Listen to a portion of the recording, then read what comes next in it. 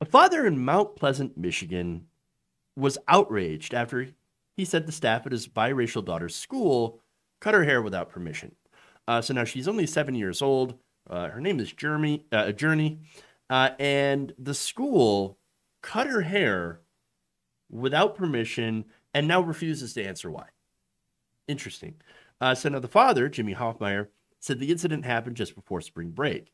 When he had talked to someone about the school about what happened, it actually left him more confused because they weren't giving him a straight answer.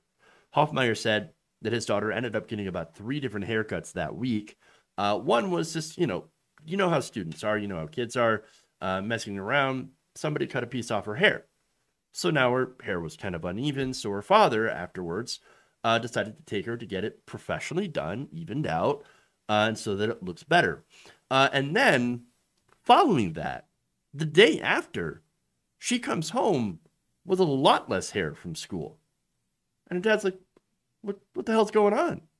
What's going on? So now, if it's one thing I've learned, and I'm not a parent, but generally, you don't mess with other people's hair. You know, kids don't mess with their hair. Again, don't mess with anybody's hair. Okay. What was anybody thinking? What was the teacher thinking? What's going on here? So now here's what Hoffmeyer said. Quote, our kind of hair, you can't just wet it down and cut it because that's when I feel like they should have, even if they were trying to do it in the kindest of their heart, once they seen the outcome, they should have been like, yeah, we messed up. So she's got black hair, okay, as a biracial child. And so there has been a lot of racism. There's been a lot of attacks on people with that kind of hair. And it really is, I mean, it really is ridiculous that this happened or that anybody, messes with other people's hair, especially black hair in school without permission. There's something going on here. Okay. So now, how could they realize that this is not disastrous? I have no idea. Now, after the teacher cut her hair, the little girl, Journey, was so embarrassed because she had to go back to class with that hair. Okay. So now, again, she had it styled before she went back because a fellow student cut some of it off and then had it fixed. And then apparently that wasn't good enough. Here comes the teacher, and they just, uh, they completely ruined it. So now he contacted the school after this happened, and of course, it was understandably pissed and got the runaround. No answers. No answers to this. Hoffmeyer did say that he received an apology.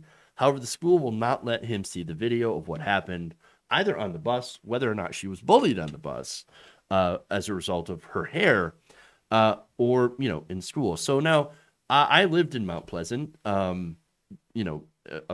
couple of years ago. I had been there. Yes, it's fairly white, but you have a lot of minorities in that area as well. And so it is interesting to see something like this happen, fairly disastrous, because you would think that it's a big college town that's a little bit more progressive, that you wouldn't have teachers going up and cutting people's hair. Nonetheless, here's what Hoffmeyer said. I would like them to own up to their responsibilities. Like, we've been asking as a public apology for, the most part, to let Journey know that they acknowledged that it was wrong, that it should have never been done, and that she should have never been through something like this. Because again, it is emotionally damaging. I know that as if I were her dad, or if this happened, if I had kids, if this had happened to one of mine, I would be pretty mad. I'd be pretty angry. I think anybody who has kids would be angry too. Like, what gives you the right to do that? And maybe a couple of things. Maybe she got gum stuck in her hair. Maybe it got stuck in something. I mean, kids, right? Use your imagination. But if that had happened, then why didn't they say something to the father? Oh, no, she had gum in her hair, so that's why we had to take care of it. Or she got her hair stuck in something. There's no choice for us to, save her from more pain to cut her hair. And we're really, really sorry about that. But this is exactly what happened. The fact that they didn't show the video for this is really kind of disturbing. It makes me think that there's something more going on here, that they're trying to protect the teacher from something. Again, she's biracial. She has black hair. There's been a lot of stories of schools and school officials discriminating against black hair. And so, that's what I think it could be.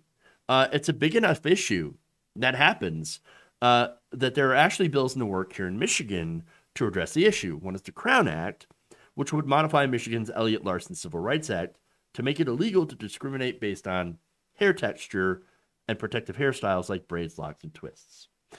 So it is amazing, though, that it's 2021 and that people with, black people with hair are being discriminated against for their hair. People are racist against, I was going to say they're racist against hairstyles, but really they're racist against black people for having hair and wearing hair in the way that they want to, in their natural way. I guess it is a way of like erasing their culture, and it's just really, really messed up. Now, as far as Journey is concerned, she is going to a new school. She got out of that school. Her father pulled her, put her into a new school, and yet her father is still trying to get answers of what exactly happened. I hope he does get answers. I hope this does lead to a change in laws and more acceptability for black natural hair. If you enjoyed this video, please give us a like and share with your friends. You can subscribe and help out the channel by becoming a patron. It's patreon.com/Jeff Waldorf, or you can become a channel member as well by hitting the join button below.